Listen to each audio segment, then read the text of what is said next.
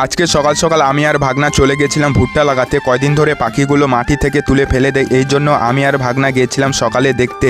বাড়ি এসে দেখি দিদা আদক চাল পরিষ্কার করছিল আর দিদি ধান সিদ্ধ করছিল, আর আমি আর ভাগনা গেছিলাম বাজার করতে। তারপর ভাগনার সাথে নিয়ে চললাম বাজারে। প্রথমে গেছিলাম ব্যাংকে টাকা তুলতে। তোমরা এখন ভাববে ব্যাংকে অনেক টাকা আছে নাকি যে সকাল সকাল চলে গেছিলাম টাকা তুলতে। না রে ভাই, 1000 টাকা ছিল খাতার টাকাটা, 500 টাকা এখন তুললাম, থাকলো 500 টাকা। আর ওই 500 টাকা তুলে আমি প্রথমে ভাজার সময় নিলাম সকালবেলা খাওয়ার জন্য। তারপর অনেক কিছু নিলাম যা আমি ভিডিও করতে পারি নাই ব্যস্ততার কারণে। তারপর কেনাকাটি করার পর আমি চললাম বাড়ি ভাগনার জন্য চলকেট নিয়ে।